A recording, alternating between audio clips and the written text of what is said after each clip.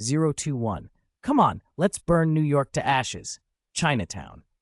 Google search reading. When Rorschach returned to his apartment, his aunt was still staring at the restaurant's decorations. He set his shoulder bag down, slid the Katachan saber back into its sheath, and checked the plasma pistol before tucking it under his coat. He changed into a fresh set of clothes and military boots, then reached under the bed and pulled out a stack of cash. He was ready to go. Before leaving, he sent a short text to his aunt explaining he had to take a part-time job. When the reply didn't come, he switched off his phone and tossed it on the bed. He stepped out into the street to finish preparing. He was about to go up against a whole gang. His combat experience and the plasma pistol would carry him a long way, but he wanted to be ready for every contingency. No one slipping away, no scattering. He'd bought extra gear, finally splurging on a mountaineering backpack to carry everything. On the sidewalk, a hunger hit him. He looked around and spotted a hot dog cart. He ate like he'd never seen food before, 15 hot dogs in a row. The vendor watched in a mix of awe and alarm as Rorschach devoured them, then passed him the bill. Rorschach paid before he'd even finished swallowing. He took a few steps away when someone called, "Excuse me, sir, could you look at this missing person flyer?" Rorschach turned.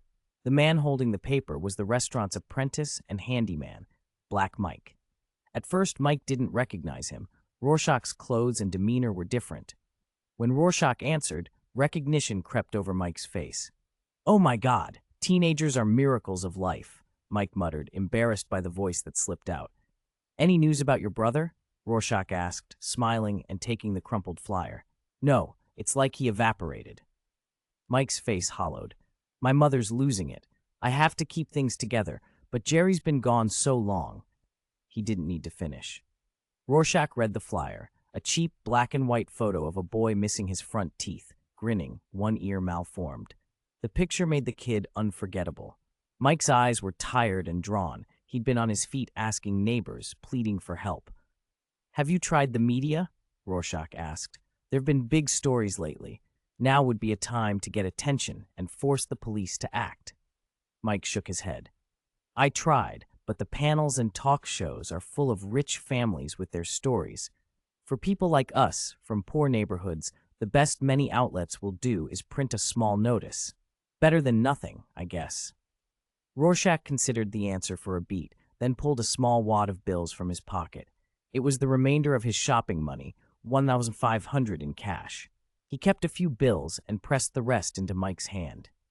"No, Rorschach, this is too much," Mike stammered, cheeks flushing. He tried to refuse. "Take it," Rorschach said. "Call it an advance. Aunt's waiting for her handyman to come back to work." He smiled to soften the transaction. Mike's eyes glistened. He swallowed hard. "Thank you. I don't know how to thank you." "Find Jerry," Rorschach said simply. "That's thanks enough." Mike folded the flyer and carefully stashed the money. Rorschach nodded, said goodbye, and moved on. He had a very important part-time job to finish. Hell's Kitchen, Baby Mall. Fat Boy Bobby, third-generation leader of the sportswear gang, looked like a hog and acted like one. Greedy, brutal, confident he was king. A few days ago, that confidence commanded respect. Now he sat hunched on a dusty sofa in the mall's back room, gorging on a can of tomato macaroni, staring at his phone and waiting for a call that never came. A call from the underground king who'd once protected their empire. The sweet noodles filled his stomach, but they did nothing for the hole in his chest. The silence from his phone settled like a weight. The gangster's support had evaporated. The king didn't want more attention from the public or the police. The message was clear. The sportswear gang had to disappear, visibly and quietly. Trash, all of them. Bobby's cheeks trembled as rage replaced hunger. He hurled the empty can to the floor. Red sauce splattered the grimy carpet, dust mixing with the stain. Damn the underground king. Damn the NYPD. Damn New Yorkers. "I am the king of this city," he bellowed at the room as if saying it loud enough would make it true. His eyes were bloodshot, his body shaking with the kind of rage that comes from being cornered. He stumbled up the mall staircase, each heavy step announcing him to the men gathered below. They looked up, boots scraping, faces a mixture of curiosity and distrust. "I declare that tonight we're going to give New York City a big surprise," Bobby shouted, clutching the rails. He paced, jaw working, spitting questions like bullets. Do you want fresh food? Women? Freedom to walk in daylight? And if the cops come, what then? If the underground king abandons you, are you afraid? Are we going to sit and take it? The crowd murmured. Bobby thundered, we're the gangs that rule New York. We have weapons, ammunition. We still control this city. Bring your guns and join my party. At first, his words fell flat. The lieutenants exchanged glances, a few cold, unrateable flashes behind their eyes. Bobby, sweating, read the room and pivoted. Everyone who comes tonight gets a share of the warehouse money, he promised. If we succeed, the funds laundered offshore will be split equally. There's even a smuggling ship at the Hudson. If this goes right, you'll sail with me and share in even more. The mention of cash loosened faces. Nods spread. Nearly 40 men, leader and foot soldier alike, began to load magazines with a crisp, metallic rhythm. The mall's reclaimed interior echoed the sound like a drumbeat. Come on, Bobby roared, grinning, fat cheeks trembling. Let's burn this city to ashes. Hurrah! The room answered, the cry growing teeth that hadn't been there a moment before. Guns were shouldered, grenades passed around and dangled from chests like trophies. Someone hauled a heavy machine gun into place atop a stack of ammo boxes. The place looked ready for a war. Brothers, Bobby shouted, pacing in the dim light. Are you ready? Ready, came the reply. Can't wait. Night had changed Hell's Kitchen into another world. Downside streets and alleyways hummed with business. The law pretended not to notice. Drug deals under strings of cheap bulbs, vendors with automatic rifles, clusters of the desperate and the daring. The deeper into the neighborhood, the worse the decay. Buildings losing their faces, windows dark with neglect. Pockets of light and sound, clustered like cities on islands in a sea of broken concrete. Baby Mall sat at the edge of that decay, a cavernous supermarket, once a community hub, now a dead giant. The parking lot had surrendered to the weather and grass sprouted through cracks, brushing against half-burned cigarette butts. Something slid across the long grass. Rorschach moved like a shadow, low and careful. His head was wrapped in a red scarf, a gas mask covering his face. A heavy black waterproof coat hid the glowing plasma pistol tucked close to his ribcage. He held the catacon saber at the ready. Inside, the mall was black, but for flashlights bobbing among broken aisles. Rorschach pressed himself to the cold glass of the front doors and peered in. The dwarf's information had been right. The sportswear gang had made this place a lair. Between rusting shelves, a cleared area served as a weapons staging ground. About 30 of Bobby's men were busy cleaning guns, strapping on vests and helmets. Pistols, SMGs, automatic rifles, and a heavy machine gun sat on ammo crates. Boxes of grenades lay open. Men picked them up, clipped them to webbing, laughed, and showed off. Rorschach watched the preparations like a patient predator. The gang's firepower alone could start a war. He considered a dozen approaches, weighing the best way to keep them from dispersing. He inched his way along the glass, every movement practiced and silent. A voice echoed across the room, fanatic and charged. Brothers, are you ready? Hurrah, answered the men. Fat Boy Bobby, enormous in an oversized bulletproof vest, paced like a general on a plinth, eyes bloodshot with righteous fury. I've handed out all the money from the warehouse, he shouted. Now repay me. Tonight you shoot, you kill, do whatever it takes. After this, the ship at the Hudson, we go out to sea and we split even more. His fist punched the air. The men roared approval, magazines clicking home in an almost musical cadence. Then, as Bobby raised his voice for another promise, something blue and bright arced over a shelf, a sphere of light the size of a human head streaking toward him. Bang! The plasma detonated in a blinding flash. Fat Boy Bobby vaporized before anyone could register it, the intense heat turning his 200-kilo bulk to ash in an instant. Then more luminous spheres of plasma spat out from the shadows, like a mad electrical storm unleashed in miniature. What is that? Ghosts! Ball lightning? The gangsters froze, mouths open. No one raised a gun.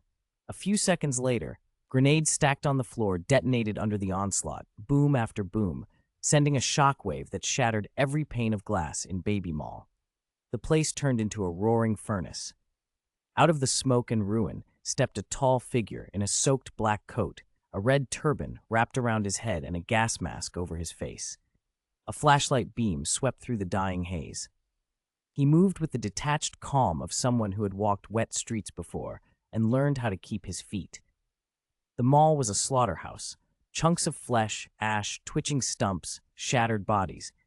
He stepped through it all as if he had expected worse. Even he had underestimated the plasma pistol. In barely 10 seconds, 30 armed men, more once you factored in the grenade detonations, had simply ceased to exist. Rorschach, because that was who he was, trod through sticky gore, letting the simulator in his vision sweep the scene. No survivors. He stooped and fished one intact weapon from the mess. The simulator counted. Only 18 guns could be salvaged. A small HUD line blinked. Increased cooldown, plus 18 hours.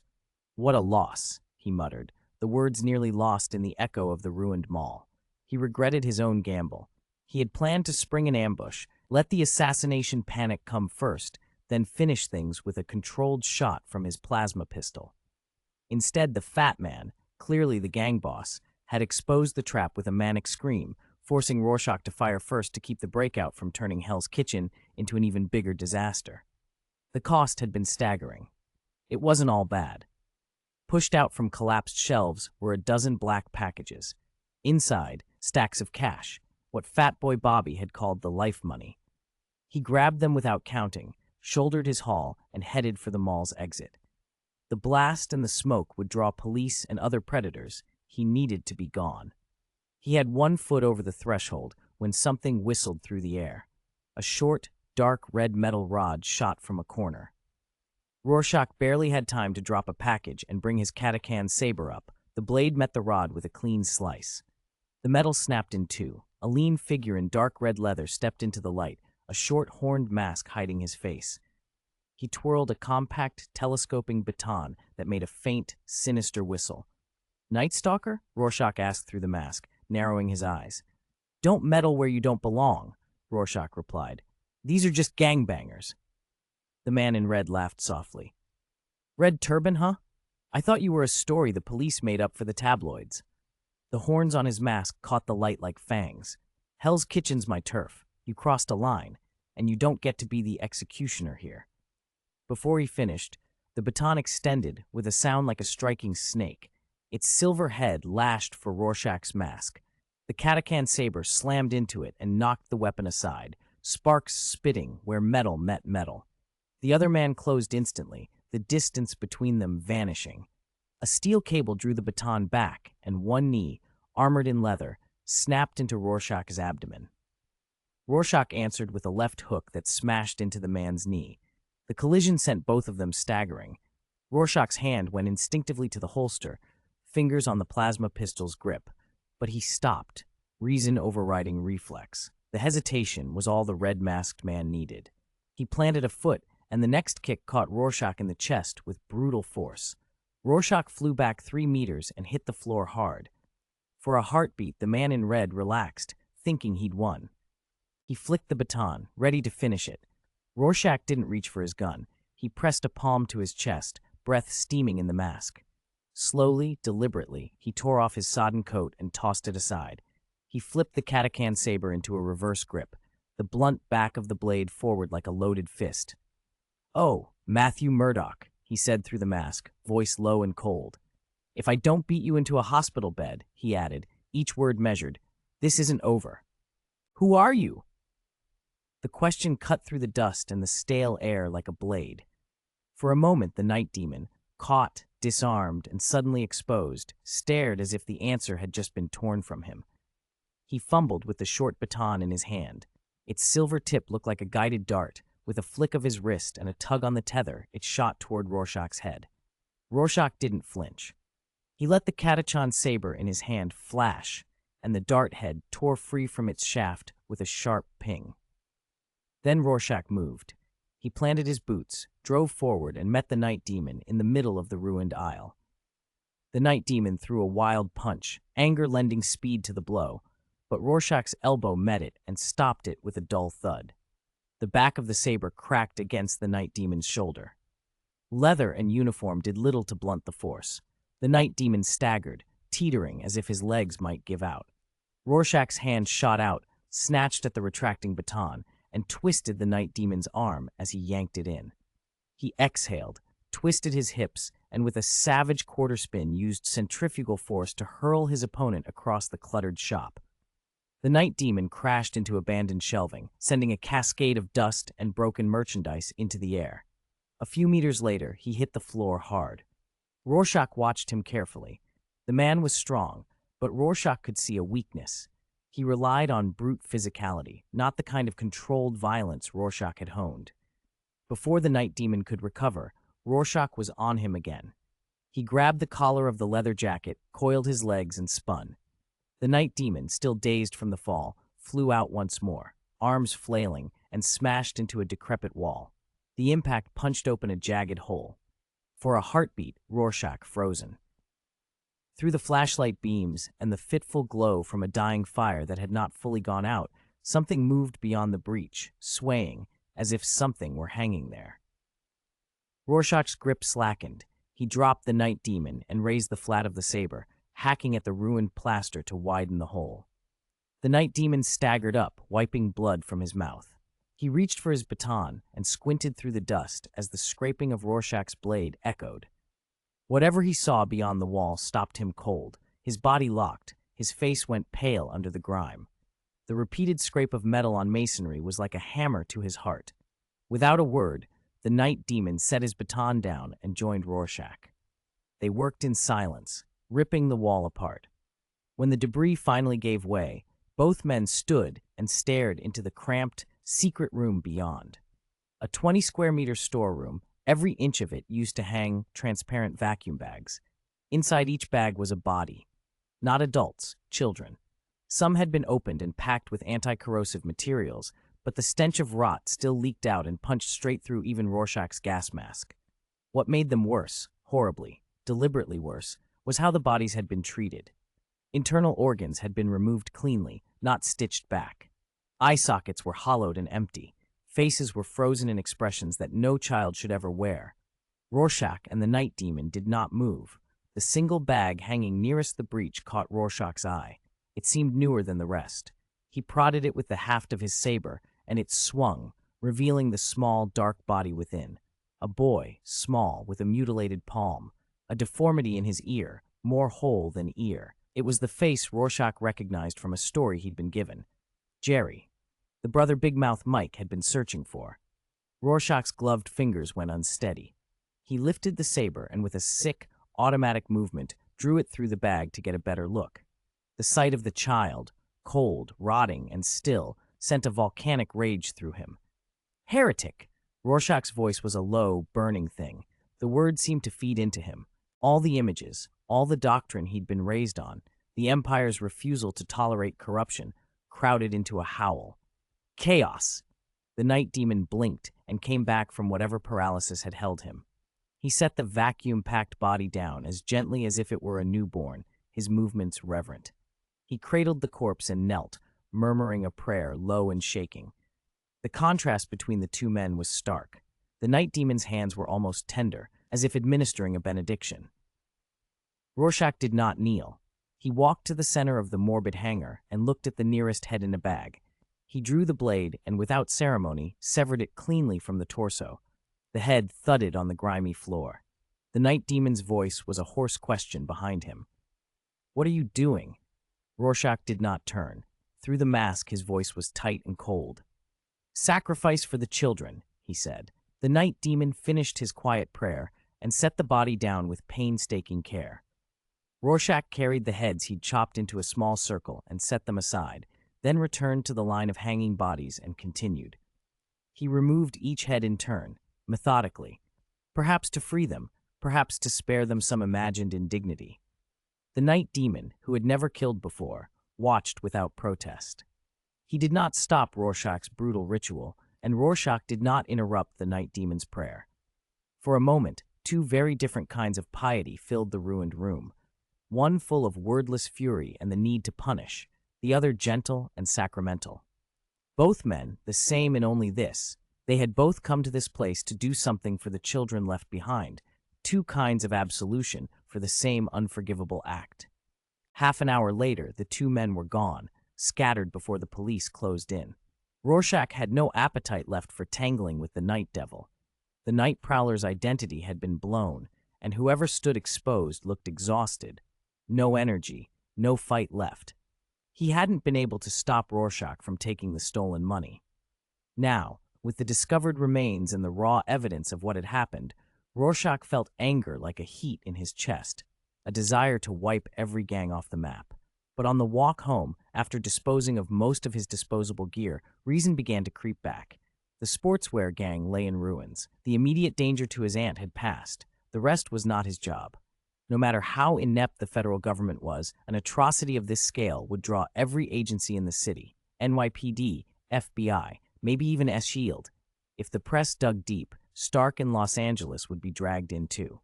In an age of pervasive tech and omniscient AI like Jarvis, secrecy couldn't be counted on forever. Even Rorschach, careful to the bone, knew he couldn't stay hidden forever. He would answer to authorities one day, but not yet. For now, low profile, patience, and the slow accumulation of power were his only options. He had never been a hero, only a man fighting for his family. At 4 a.m, he came back to his apartment, bypassed the main living area, and went straight to the reinforced basement. He had finished turning it into a temporary hideout. He was not sleepy, so he counted the cash. 1,980,000 in fresh bills. Add the 680,000 he'd stashed under his mattress, and the total came to 2,660,000. He was a millionaire overnight, at least on paper. Of course, you couldn't just shove that into a bank without raising flags. He'd have to move it slowly, launder it bit by bit. He gathered the money, hid the Katakan saber in the lockbox, checked the plasma pistol at his hip, and locked the iron basement door.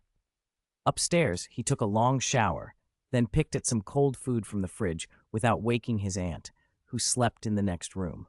The familiar hum of the apartment, the mundane relief of a quiet kitchen, settled him. He laid the pistol by his pillow and let sleep come.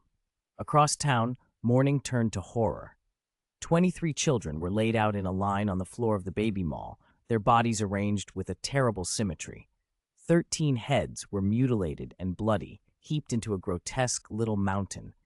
The first officers on scene stood frozen, men and women who had seen a lot but nothing like this. New recruits who had walked into the mall for the first time turned pale and fled.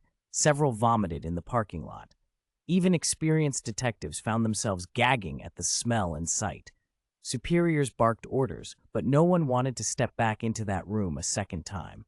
A job penalty could be borne. The mental scar would follow them forever. The awkward standoff persisted until the FBI took over the scene, forcing the reluctant local officers into process. But even the federal agents were at a loss. The victims included infants and toddlers. Identities were uncertain, and the crime's nature was bizarre, too horrific to fit neat categories. There were rumors that linked the remains to recent child abductions reported around the city, and already some federal investigators were quietly hoping the case would be passed along up the chain. No one wanted to be stuck owning this particular hot potato. Rorschach woke to his aunt's voice. "Rorschach!" He opened his eyes to her in the doorway, nightgown rumpled, face alight with the petty thrill of breaking news. She never came into his room uninvited unless something mattered. He sat up. "Aunt, what is it?" "Big news. Stark." She practically danced as she described it. "That billionaire, Tony Stark, just admitted it. He says he's a hero." On the living room TV, a looped clip confirmed it, Stark revealing himself as Iron Man. Channels jumped between pundits and footage, but every station had the same lead. The prodigal industrialist returned, unmasked and stirring the world into frenzy. Overnight, Stark's confession shoved the child kidnapping stories off the front pages. The city's appetite for spectacle always outstripped its appetite for sorrow. Rorschach let his aunt gloat over gossip threads and share the scandalous clips with friends. To her, like everyone else who craved drama, this was entertainment. To him, it felt like the first turn of a screw. Stark's admission meant the superhero community would stop being an urban myth and become a public institution. And where heroes thrived, villains followed, some seeking power, some motivated by fear or resentment. The Night Devil and other shadowy figures had been marginal in the police blotter. With superheroes now declared, more dangerous supervillains would inevitably appear. He could feel the future closing in. He would need more firepower and better tools. That money would have to be transformed into capability. He told his aunt he was going to meditate, an old habit, and retreated to the bedroom. Instead of immediately booting his simulator, he sat cross-legged on the floor and for a breath bowed his head. "Emperor bless you," he private invocation. He brought the simulator online. Last time, when he'd chosen to descend as a Krieg grenadier, he'd run straight into the manipulations of Tzeentch. He hesitated, then declined identity selection, letting the program pick for him. The simulation announced itself in flat, clinical tones. He was dropped into the Warhammer universe. He materialized somewhere in the Milky Way, on an unknown planet called Pelia. He came to consciousness inside an escape pod. The air hit him first, a rancid, suffocating stench so thick it made his stomach lurch. There was no time to take in the landscape. The nausea rolled through him, and then blackness, an unstoppable coma, took him. A voice, ragged and close to him through the pod's hull, cut through the dark.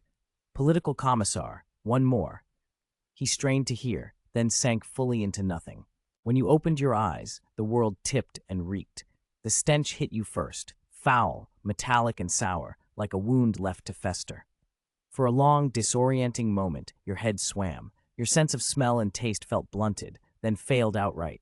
You fought to steady yourself, to make sense of the cramped, hot interior of the escape pod. Something about your uneasy behavior drew a shadowed figure out of the gloom. A middle-aged man in the uniform of an imperial political commissar stepped forward. He wore a broad-brimmed hat, slightly cocked as if adjusted against the pod's heat. He had an imposing face and, with a casual motion, had torn open his collar, revealing a thick mat of chest hair that spoke of a man who didn't fuss over appearances. "Why do I remember only Jurgen and me in the escape pod?" he asked slowly, eyes fixed on you. The commissar studied you with a steady stare. When you forced yourself upright, you found your voice, and because your damaged senses made the stench less immediate, you lied with conviction. Everything had been arranged by the Emperor. You swore your loyalty to the Imperium and offered your service as a soldier. The commissar hesitated, then eased the laser pistol back into his holster. He smiled, sharp, amused, and chose to believe you. "Strange lad," he said, grinning. "There's good news and bad news. Which do you want first?" You asked for the bad. He didn't bother to soften it. "Bad news is, we're surrounded by greenskins. Comrade Jurgen's old fear of flying flared up mid-escape, and well, the pod he piloted dropped us right behind the Orc defensive line. We're short on weapons, ammunition, and food." That was, by any measure, bad. Still, because he delivered it with an almost bored calm, you found yourself daring to hope. "And the good news?" you prompted. He let the grin widen. "Good news is we're not two, we're three. At least three, to face an army of screaming, rabid greenskins." You realized in a flash why he'd accepted your story. An extra hand against orcs makes a difference. Even Chaos Commanders prefer numbers over bravado. You'd shown enough competence to earn that acceptance. The commissar straightened, extending a hand. "Caiaphas Kane, political commissar of the 597th Regiment of Valhalla. Where you come from matters no more. Welcome to the 597th. Soldier, join us. For the Emperor." You agreed. A soldier under Commissar Kane you became. It didn't take long to meet the source of the smell. Jurgen, first-class gunner, adjunct, gruff and ill-tempered, was Kane's subordinate. Years of a stubborn skin condition had left him rough and malodorous. He glowered at you with obvious suspicion. Kane vouched for you, though, and grudgingly Jurgen accepted your presence. The first day was spent stripping the escape pod of everything useful. Once they'd sorted the supplies, it was evident that what had once been provisions for 2 people for half a month would now only last the 3 of you a week. Jurgen complained. You offered to take less. Kane refused. Standing idle and hoping for rescue wasn't realistic. If you were to survive, you had to fight your way through the orc lines to reach Imperial control. The next morning, Jurgen hoisted the bulk of the food and his heavy melt-a-gun on his back. He was reluctant to share any of his arms, but after Kane's prodding, he begrudgingly handed you a las gun, though only with a single energy cell. You accepted it gratefully. Better to have a gun with 1 charge than bare hands against a mob of orc brutes. On the 3rd day, you ran into a small band of wandering greenskins while making a short rest in a forest. Your shooting was precise and brutal, You didn't hesitate. Kane watched you with a hard admiration in his eyes. Jurgen, who made little of others' praise, actually conceded you were useful and handed over 2 more energy cells. For a man who clung to everything, it was as close to a compliment as you were likely to get. By the 4th day, Jurgen's poor sense of direction led the 3 of you onto a plain, and there you ran into a much larger force. Kane identified them from their clan glyphs and their painted vehicles. The Evil Sun Clan, idiots who swore by red-painted machines, convinced red made them faster. They liked to charge everything that moved, and they chased you hard. You fled until you could hardly breathe. When at last you put distance between you and the orcs and rested, you realized the chase had cost you. The few spare cells you'd collected were gone, and Jurgen's pack had lost a day's rations in the scramble. On the 5th day, your stomach gnawed at you. Fresh water was precious, and you traded what you could just to keep from collapsing. Kane, resolute and uncompromising in the small kindnesses he permitted, gave you half of the food Jurgen had given him. You started to refuse out of stubborn pride, but Kane would not hear of a soldier fighting on an empty stomach. That night, Jurgen shuffled over to you and, in a rare show of tenderness, pressed a few scraps of candy into your hands. He mumbled something about the lost supplies and looked genuinely sorry. You laughed, trying to reassure him. You would all get through this. The Emperor would see to it. Day 6 passed without greenskin harassment. Kane led you to a small, hidden spring. The water tasted like salvation. You refilled canteens and washed grime from your face. In the week since the pod, you had all lost weight. The water steadied you, and Kane tried to keep morale up, but it was clear Jurgen was wearing thin. When your food finally ran out, you asked the question that had been on all your minds. Could orc meat be eaten? Kane and Jurgen exchanged a look and, with no better options, decided to try. The 2nd week saw the 3 of you sampling the local specialty, greenskin barbecue. It was a grim meal, eaten to stave off hunger more than for any flavor it might possess, but it kept you moving. Then, on the edge of collapse, you stumbled on a smashed local defense patrol. Kane, face suddenly hard with authority, flashed his commissar insignia and took temporary command of what was left. Tucked in the gutted Chimera infantry fighting vehicle were stacks of Ant Bull cans and Imperial combat rations, real, unmolested food. You ate until you could hardly stand. Sleep came right after, heavy and dreamless. Before you slept, Kane leaned in, his voice low and careful. Be warned, they may be rebels. You sighed, fingers tightening around the las gun at your hip. Whatever they were, defeated loyalists, mutineers, or desperate survivors, you were no longer willing to go unarmed. For the first time in days, filled and rested, you were ready to face what came next. 026. Caiaphas Kane, Jurgen, and you. Part 2. You had finished warming up. After a brief confrontation, all the so-called rebels had surrendered. You knew, as soon as you looked at them, that they weren't true rebels at all, just frightened mortal troops, terrified by the billowing tide of greenskins. Their rallying cry betrayed them. They didn't want to be pressed to the front by some imperial political commissar. You'd already cut down several of those agitators who tried to whip the men up. Jurgen had taken up his heavy melt-a-gun, the one he never let go of, and for a moment a brutal massacre seemed imminent. Commissar Kane stopped both of you just in time. Kane climbed up onto the roof of a chimera and gave an impassioned speech to the demoralized defenders who had been abandoning their armor. He talked about retreat being tantamount to attack, about duty and the Emperor, and whatever words he chose struck a chord. Before his speech was even finished, the scattered troops were wrapped in the warm cloak of his rhetoric. Morale swelled. The men who had been ready to run now sounded as if they could fight the greenskins for 300 battles. By the end of it, Kane had somehow, almost miraculously, won formal command of the little defense force. You asked him later how he'd done it. He only smiled and said he had given them hope. By the 3rd week, now fully motorized, you met more refugees on the road and more beaten defense units fleeing the greenskins. Political Commissar Kane, with the same uncanny gift of speech, calmed the frightened civilians and persuaded the defeated soldiers to join. Bit by bit, a huge fleeing column formed. You and Jurgen quietly dealt with the odd unbeliever and took on the grim work of protecting the refugees. But the larger the convoy grew, the more attention it attracted. Greenskins on patched motorcycles, brandishing machetes and oversized firearms, began to harry and intercept your column. By the fourth week, the situation had become strained. Food and ammo were scarce, but still manageable. The real problem was the ever-increasing number of greenskins. Kane suspected the Orc warlord had discovered the convoy and ordered a concentrated pursuit. You and Jurgen were getting tired of fighting off those constant, savage attacks. At Kane's suggestion, you reluctantly set aside your lasgun and attempted, very clumsily, to act as an officer. Your field of view expanded from the immediate skirmish to the whole battlefield. You led defense sorties, probing attacks, trying to keep the greenskins off the convoy. The fleeing column managed to make short repairs and rest, and Kane found you alone, exhausted.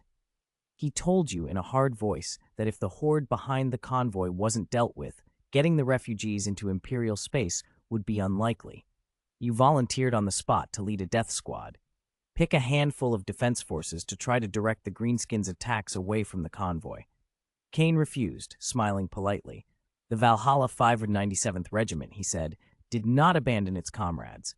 In the fifth week, you, Commissar Kane, Jurgen, and a handful of volunteers climbed into a single chimera with a steady machine spirit and drove back into the teeth of the pursuit. The mission was simple: draw and hold the greenskins' attention long enough to buy the refugees time to escape. The fighting was more brutal than you had imagined.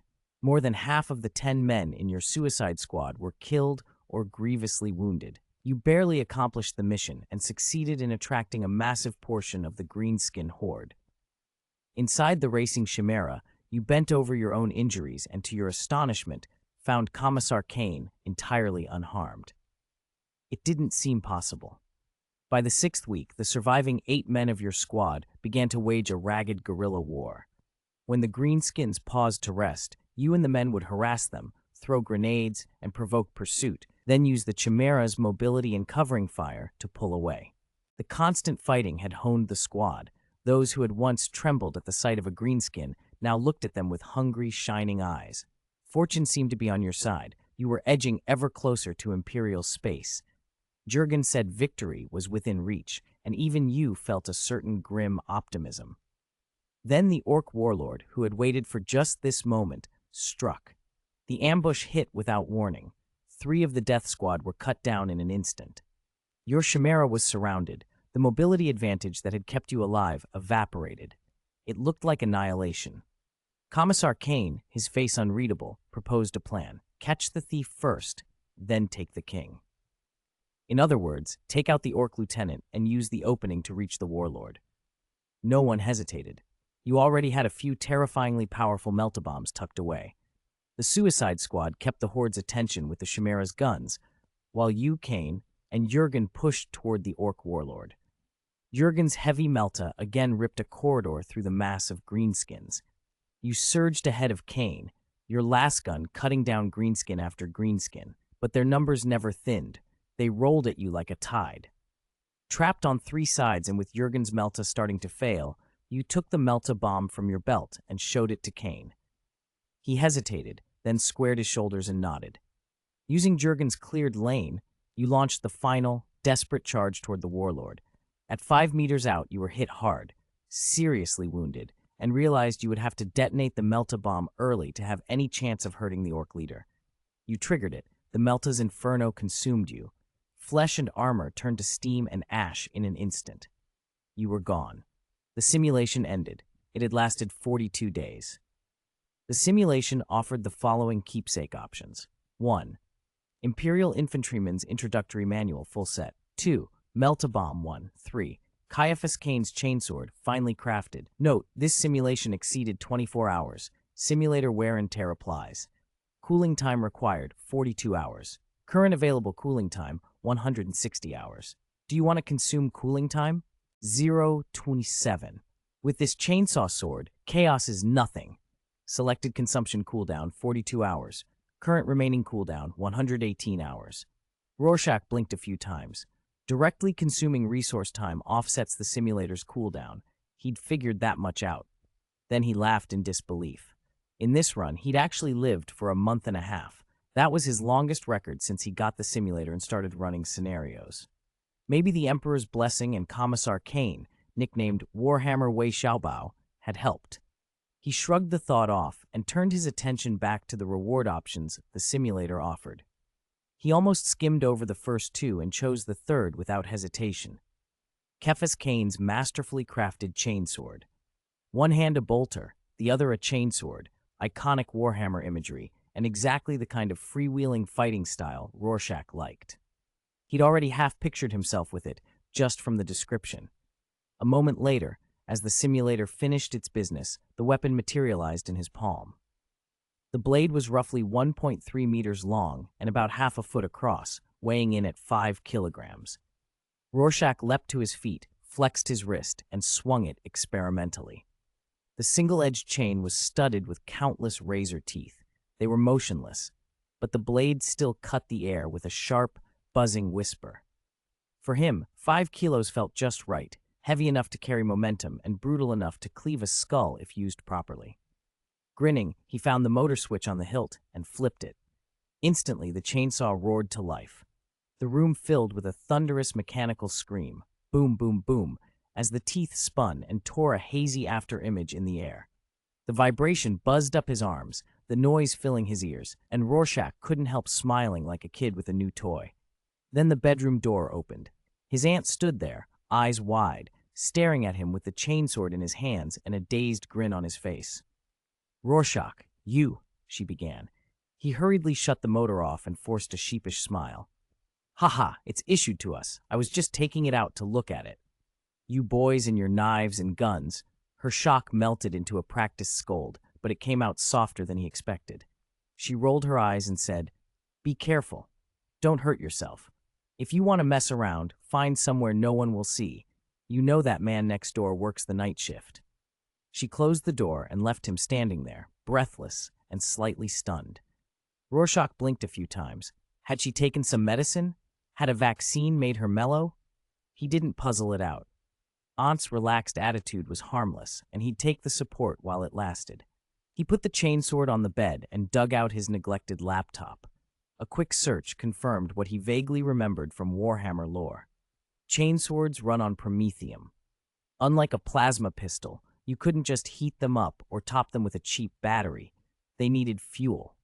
After some digging, he found a market price quoted on a forum, about 60,000 yuan per ton. He laughed at the thought. Even if he tore the chainsword apart, he'd never burn through a ton of fuel. Still, the weapon was conspicuous. He ordered a cheap, sturdy instrument case from Amazon. He'd hide the blade in plain sight. With that arranged, he checked the simulator again. 118 hours remaining. That seemed like plenty now, but as his simulations stretched longer, he'd need more resources and a steady supply of guns. He browsed buying options. New York's gun laws were strict. Even a licensed adult could only carry a limited firearm, and purchases were tightly regulated.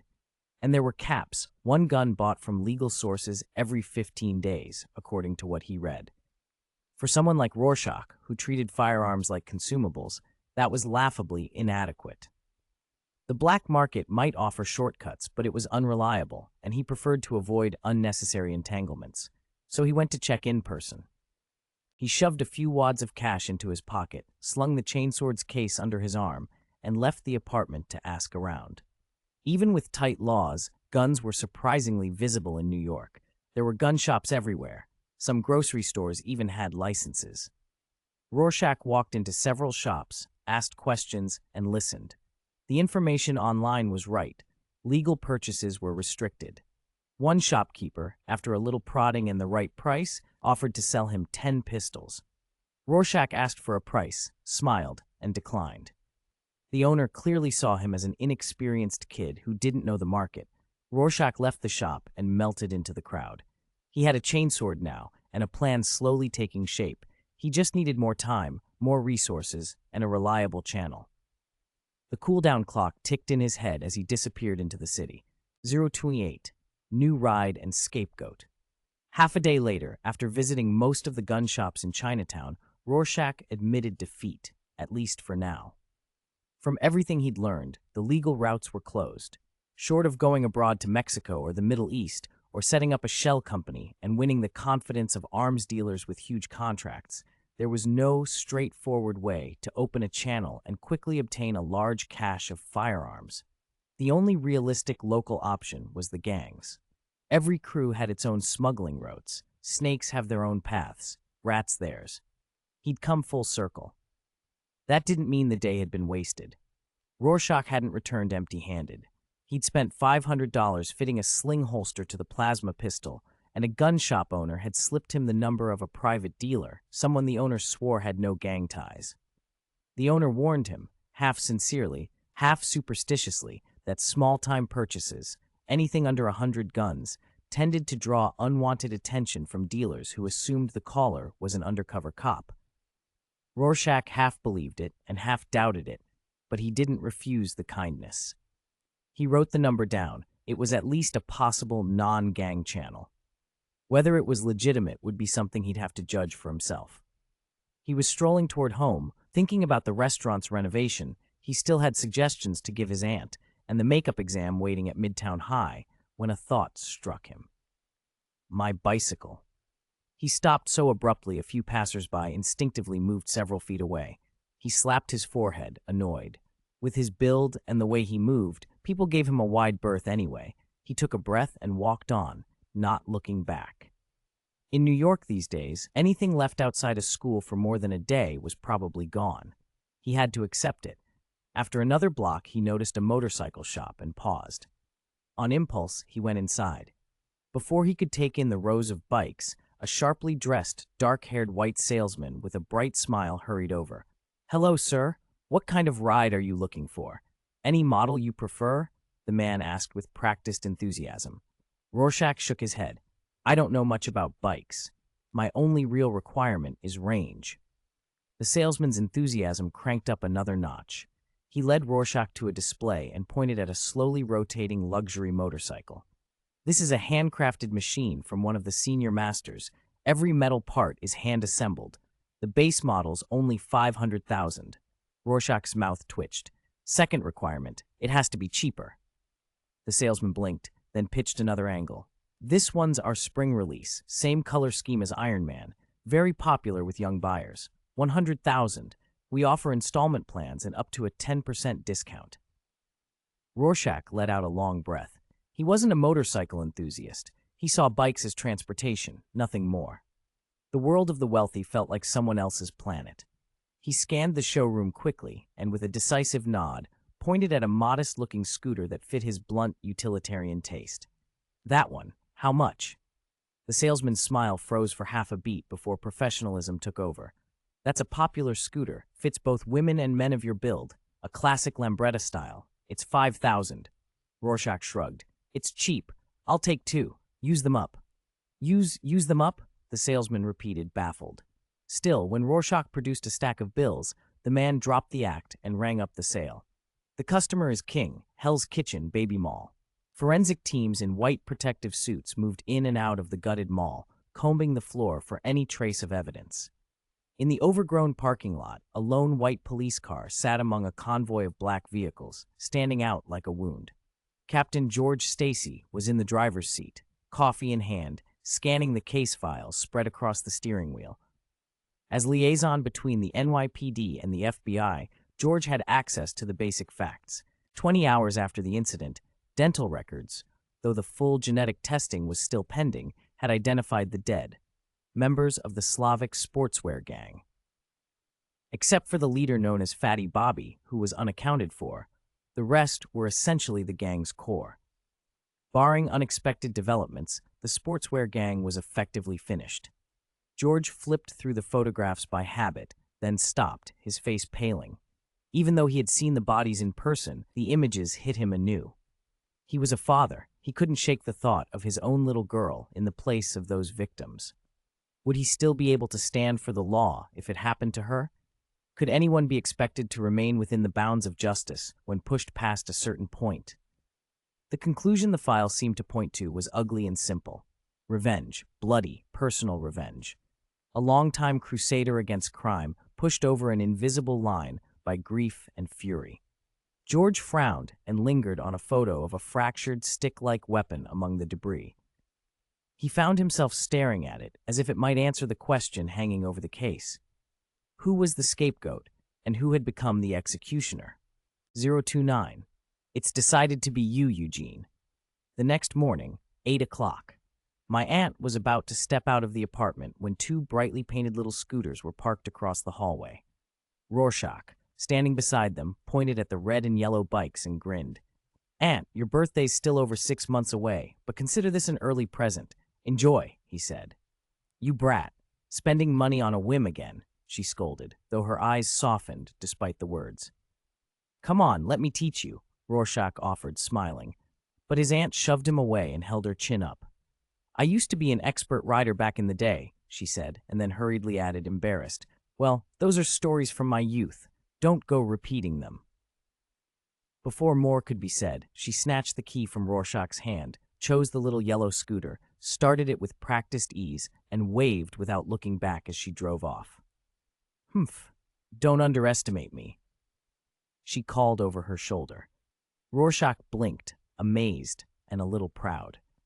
He watched her go, and for a moment he let himself imagine that this kind of small happiness might excuse the trouble he'd caused, like the unauthorized exam makeup privilege he'd once obtained. He shoved his hands into his pockets, smiling, and went upstairs. After an hour of studying, something snapped. Rorschach grabbed his chainsword and began to dance crazily through the living room, swinging it and shouting in frustration. Why did students have to learn algebraic geometry? Why did math insist on abstract angles instead of practical ways to rig engines or set a trap? Why require performance art electives? Wasn't Katakan combat training enough? Was Krieg's basic drill suddenly obsolete? Half an hour of wild swinging left him exhausted. He dropped the chainsword on the floor, sat on the sofa, and breathed hard. If he couldn't get real guns, the simulator could at least run more scenarios. But his diploma was a constant problem. It kept getting in the way of everything. He dozed off where he sat. Rorschach woke to the sound of the front door opening. The sky outside was already dark. He had slept the entire day. He planned to get up and make dinner for his aunt, but when he turned, he found her sitting silently on the sofa, her face pinched and wrong. Aunt, what's the matter? Did something happen at the restaurant? He asked, frowning. She blinked back tears. Jerry, Big Mouth Mike's missing brother, has been found. Her voice broke. Mike called me. He was crying. He said his brother was found, but he wasn't human anymore. Rorschach's face went expressionless, cold as a corpse. He had been the first to learn something about that case, but there were too many complications, too many changes, and he couldn't tell Mike the truth himself. Mike's mother went mad from the shock, his aunt continued. Mike resigned. He apologized and said he couldn't stay on, so I didn't keep him. Because the police need to preserve evidence, Jerry's funeral is scheduled for 2 weeks from now, his aunt said, wiping her eyes. Mike thanked us for everything and asked if we could attend. Rorschach nodded. You should go. It's the right thing to do, he said quietly. Which neighborhood is Mike from? Harlem, the well-known community of color, she answered. Rorschach's jaw tightened. Security there is poor. Don't go alone. Big Mouth Mike's a good man, but that doesn't mean everyone in the neighborhood is safe. She stared at him and nodded. I understand. Also, now that Mike has resigned, the restaurant needs to hire servers and cooks again. Rorschach's aunt paused, searching his face. You've grown up. You have your own future. I don't know much about superheroes or Captain America, but I see you trying to do the right thing. I won't stop you. I just don't want you to be harmed. Rorschach blinked and, after a moment, nodded vigorously. He changed the subject. What kind of people do you want to hire? Doesn't matter male or female. Careful, obedient, nimble with their hands. Even if they can't cook, they can just cut vegetables and serve. It's simple work. We'll decide after the interviews. They finished the conversation and the topic dropped. Night came. At midnight, Rorschach lay on his bed, expressionless. He held the chainsaw sword in one hand. A plasma pistol lay on his chest. The ceiling was dim and flat above him. Earlier, he'd checked government records and police reports, missing children across the country, and the sheer number just for New York made his skin crawl. If disabled children were being killed for organs and corneas, where were the healthier kids going? Were sportswear gangs the only ones running this business in New York, or the whole country? Was there an underground king at the top, pulling the strings of a profit chain? Should he contact the superheroes? Maybe Tony Stark would handle it. Maybe Captain America would. But if Rorschach accidentally exposed his identity, S.H.I.E.L.D., infiltrated by Hydra, would become an enormous danger. And what about weapons and resources for the simulator? Rob a gun dealer's warehouse? Learn to make firearms from online guides? If he made a gun, what materials would he need? His mind circled the same questions until drowsiness blurred them. Then suddenly, an idea he'd been ignoring burst into focus. I'm out of touch with the news, but someone's well-informed, he whispered to himself. Rorschach sat bolt upright, a faint smile tugging at his mouth. For example, classmate Eugene. Rorschach, wearing a black-peaked cap, appeared at apartment 403, a neatly wrapped box tucked under one arm. He knocked on the door, hard, deliberate knocks. No answer. Patient, he knocked again. After a tense pause, a cautious voice called from inside, "Who is it?" Rorschach narrowed his eyes and replied evenly, "It's me, Rorschach." There was a flurry of footsteps retreating from the door. He sighed inwardly. Eugene clearly had a lot of anxiety about visitors. Tens of seconds later, footsteps crept back. The door opened a crack and a pair of wide, fearful eyes peered out. "I've really done nothing wrong recently. I've been staying home to recover," Eugene blurted. Rorschach's mouth twitched into a half-smile. "Eugene, I'm not here to make trouble. I have business." "Really?" Eugene's eyes searched him for a catch. Rorschach's expression hardened a little. "Open the door." "Okay." The chain clattered aside. Eugene opened the door, revealing a neck brace and a right arm and left foot in plaster. He forced a smile, bowed awkwardly, and motioned for Rorschach to come in. Rorschach nodded and stepped inside. Before he could explain his visit, Eugene, sweat beading on his brow, hurried in words he clearly needed to get out. "Rorschach, I haven't told a living soul about you. Ever since I found out those gangs were kidnapping kids, he swallowed, I wouldn't turn you in for anything, even if they beat me to death." "Thanks, but that's not why I'm here." Rorschach looked him over, then pulled the wrapped box from under his arm. The box bore a bright Iron Man logo. "I came by to give you a new phone. Do you believe me?" Eugene's expression twisted between suspicion and hope. He looked Rorschach up and down. Rorschach had bulked up. The muscles under his jacket were more pronounced now, and laughed nervously. "Rorschach, are you trying to ask me for something? Listen, I know what I was like back then. I know my limits." Rorschach shook his head. He fixed Eugene with a candid look. "I used to get angry and use extreme methods to solve problems. This is an apology." He offered the phone box. The sneer on Eugene's face faded as he studied him. He shook his head and smiled weakly. "I thought you'd come to apologize. But I'm still sure you want something. If that's the case, tell me. I'll help where I can." He limped to the sofa and sat down. Rorschach lowered himself opposite him and set the box on Eugene's plastered thigh. Eugene held it, but didn't open it. "If you have something to ask, just say it," Eugene added, nerves making his voice tremble. "All right." Rorschach steepled his fingers and spoke plainly. "Do you have a wide circle of friends? Contacts in the gray areas? People who deal in things off the books? I need intelligence." Eugene's eyes widened. He blinked and asked cautiously, "The gray industry? You mean counterfeit cash, forged documents, that sort of thing?" Rorschach didn't beat around the bush. "I need guns, lots of them. The more the better. If you can't supply a huge amount at once, I need at least 100 a week. It's a long-term purchase, so the price has to be right." For a moment, Eugene stared like he'd been slapped. Then he suddenly raised his voice, panicked. "Mr. Police, I'm a good person. I don't join gangs. I don't smuggle." Rorschach blinked, then explained calmly, "There's no wiretap. I'm not setting you up." He repeated it until Eugene's fear eased. Eugene rubbed his forehead, and after a long hesitation, let out a bitter laugh. "I remember you were still in school when I got expelled. Why buy so many guns?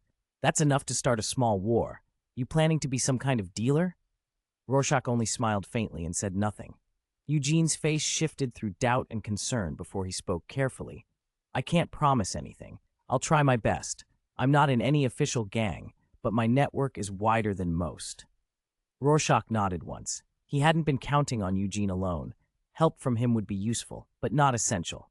They hashed out contact details, and then Rorschach left. When the door clicked shut, Eugene sagged back onto the sofa. His gaze drifted to the Iron Man phone box on his lap. A strange, old ache surfaced. He exhaled. It's been a long time since anyone gave me a gift. He fumbled an old keypad phone free from the plaster around his arm and started to dial, planning to call his contacts and ask about Rorschach's request. There was another knock at the door, sharp, authoritative. Eugene froze. Was Rorschach back to change his mind about the phone? Grumbling to himself, he struggled to his feet and limped to the door. When he opened it, he found not Rorschach, but a strikingly tall woman, well over 6 feet, with pale skin, blonde hair, and clear blue eyes. Her build was powerful. She moved with the composed confidence of someone used to being obeyed. Before Eugene could form a question, she spoke in a cold voice. "Are you Eugene? I am Sergei's mother." Her eyes fixed on him without flinching. "He's been missing for a week. Do you know where he is?" A cold vein of panic ran down Eugene's spine. A cold sweat broke out across his back. 031. Hey, eat my chainsaw sword. 2 days passed. Rorschach still hadn't heard from Eugene. He wasn't worried. There was no use fretting. He spent his time studying for a knowledge competition, only pausing long enough to post a few recruitment flyers for his aunt. He hadn't even opened the simulator interface once. At 2 in the afternoon, he was at his desk, buried in emotions theory, when his phone vibrated. A message from Eugene lit the screen. Rorschach opened it out of habit, but the words made his face go cold. It wasn't Eugene's tone at all. Sender, Eugene.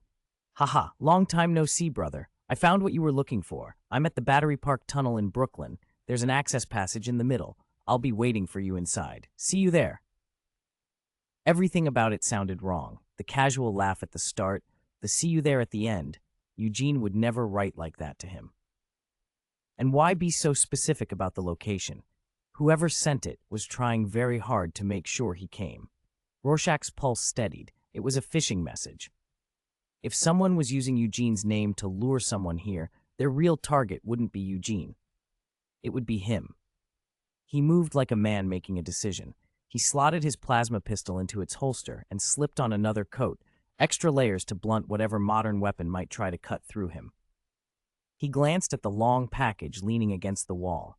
The carrying case he'd ordered for the chainsword hadn't arrived yet. No matter. He grabbed a gray tarp, wrapped the 1.5-meter chainsword under his arm, pulled on a black cap and mask, and left. Brooklyn, Battery Park Tunnel, the maintenance access off the busy middle section.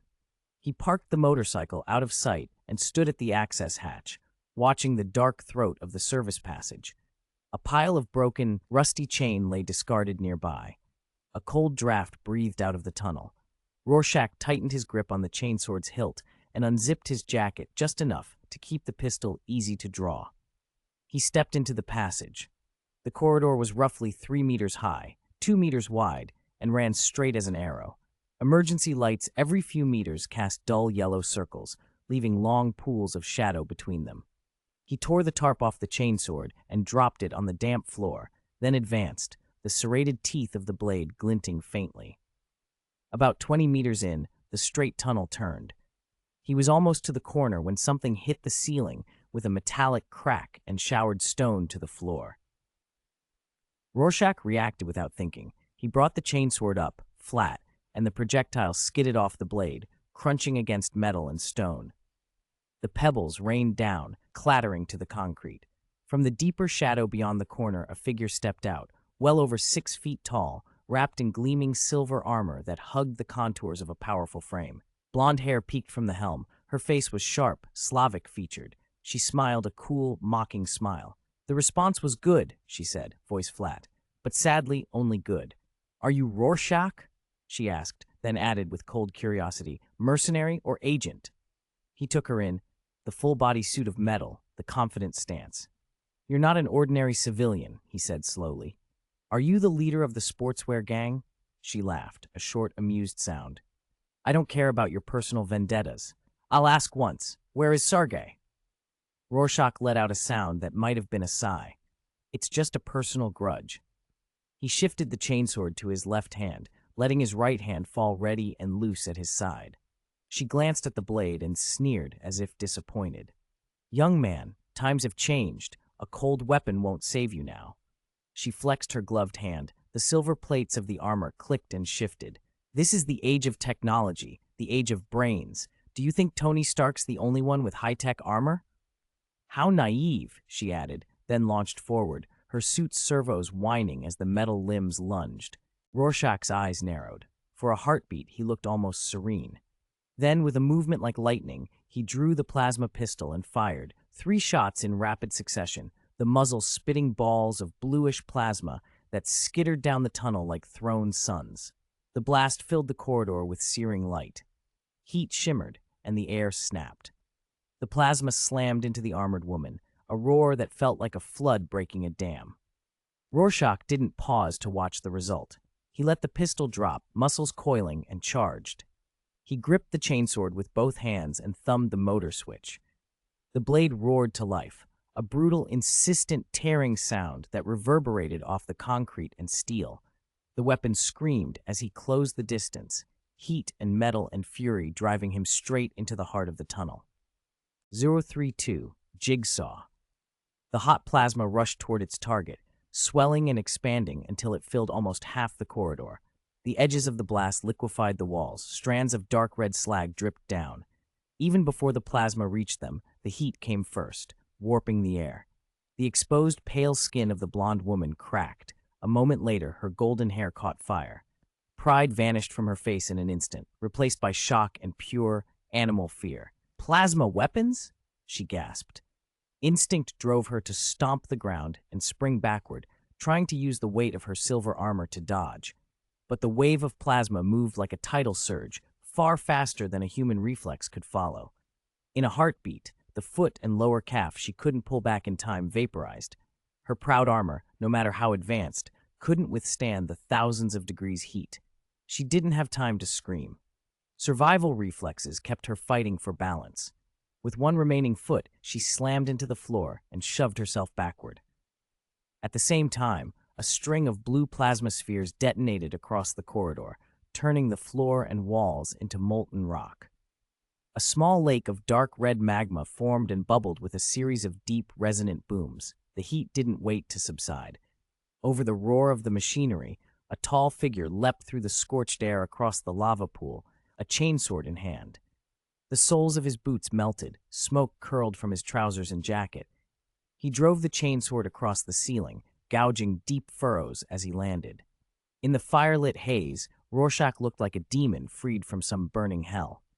The blonde's once fair features had been obliterated. Her skin was a patchwork of cracked flesh and burned tissue. Her hair was gone in singed tangles. Blisters and open ulcers pocked her body, and one eye had been blinded by the heat. The survivor's face was a mask of pain and despair. Rorschach let out a guttural roar and brought the chainsword down. The saw edges, made of single-molecule blades, spun with a savage whine and chewed through the high-tech armor like a hot knife through butter. The teeth bit into flesh and bone, cleaving her in ragged, instant ruination. Blood sprayed, splattering Rorschach and skittering across the floor. The wounded woman gave a terrible, choked cry and reflexively tried to raise her arms in defense. Rorschach did not grant her the mercy of a second movement. He sawed her torso cleanly in two. The chainsword kept biting until it lodged in the floor. With a final shudder of the motor, the blade sank into the deck as organs and blood spilled, and the body collapsed. Rorschach stood there, breathing hard. He pulled the still-spinning chainsword from the flooring. Only then did the pain in his own feet register. He looked down to find the boots almost completely burned through. The soles inside were red and blistered. He hissed, peeled off the scorched footwear, and planted bare feet on the warm, cooling deck. Being too absorbed in a fight had nearly cost him. He squinted, shook his head, and let the throbbing settle. After a few minutes, the worst of the pain ebbed. He scanned the scene, the small lake of magma, the smoking rubble, and the plasma pistol that had fallen across the way, the weapon stamped with the name Unhappy Machine Soul. The dead blonde's silver armor lay in ruined sections, torn and mangled beyond salvage. Rorschach muttered a flat curse, another 100 million down the drain, and set the bloodied cloths to one side. He still had the plasma pistol to secure. Waiting until the slag cooled, he waded through the cooled crust to retrieve it. He'd hoped to scavenge the woman's armor, but it was beyond saving. He picked up the pistol, weighing it in his hands, then turned to deal with the more pressing matter at the far end of the passage. The storage room at the corridor's end was lit by a single emergency bulb. Under that weak light, a tall man lay naked and huddled on the wet concrete, his wrists clamped by chains to a water pipe. He sat beneath a dripping faucet. Water drops fell on his pale face. He was unresponsive, completely spent. Whatever they'd done to him had been designed to break him: water torture and psychological abuse. He looked as if he had been left for dead. Rorschach moved quickly. With a single swing of the chainsword, he cut through the lock. The man, Eugene, slumped like a rag and did not wake. Rorschach dragged him to the side and checked for signs of life. Eugene was breathing, but in a deep coma. This was beyond Rorschach's skill. He needed medical help. Rorschach pulled off his own blood-smeared jacket and began to wash Eugene as best he could, using his clothes to clear the worst of the gore. It took time. The drip of the faucet kept echoing in the small room. Eventually, the magma pool outside cooled enough that Rorschach could return and recover the plasma pistol properly. He considered salvaging the armor again, but confirmed it was ruined. When he had finished with Eugene for the moment, he made a practical decision about the body. The blonde woman could become evidence. Rorschach fired the plasma pistol once, a sweep that consumed the corpse and the ruined clothing until nothing recognizable remained. Satisfied, he bundled Eugene, still unconscious and dressed only in underwear, into the sheet he'd used to wipe himself earlier, and wrapped the chainsword before tucking it under his arm. He waited through the afternoon, checking Eugene's breathing now and then, until traffic thinned and dusk fell. By then, he had a plan. He propped Eugene on his shoulder, posed him as a drunken companion, and led him out to the street. At a public phone booth a little way off, Rorschach called an ambulance. He waited until the sound of sirens grew near. Then, holding the chainsword under his armpit, he slung Eugene aboard his scooter and rode off toward the approaching wail of help. Rorschach came back like he'd just finished a routine errand, calm, collected. The plan had been simple enough: call the private gun dealer whose number he'd been given and set up a connection. But Eugene's sudden coma had stopped Rorschach's resource rebuilding plan cold, and the delay kept nagging at him. Early the next morning, he planned to help his aunt at the restaurant, but before he could leave, his phone rang. A nurse calling from the hospital line said Eugene had woken up. Rorschach paused only long enough to stuff a roll of cash into his pocket, then headed straight for Brooklyn Hospital. If nothing else, Eugene had been a helpful contact when Rorschach needed information. He owed the man a visit. At the emergency desk, a black nurse pointed him toward Eugene's ward after a quick check-in, adding that the patient could have visitors but should rest. As Rorschach turned away, he overheard one of the other nurses, White, whispering, say, "He woke up last night, had a nervous breakdown, cried for hours, looked like a child who'd been badly hurt." Rorschach raised an eyebrow. That matched what he'd suspected. Whatever had been done to Eugene in the days before, it had been brutal. He found Eugene's room at the end of the hall. Pushing the door open, he expected to see the same frightened, broken kid he'd left.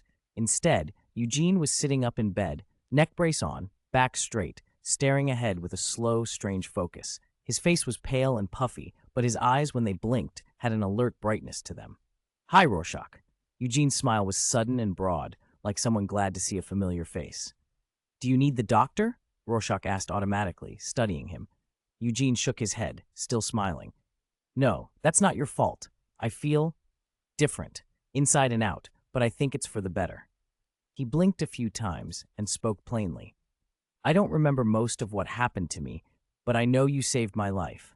Before, you asked me for help. I want to repay that. I've got someone who can help you, Aaron Davis from Queens. He can get you what you need."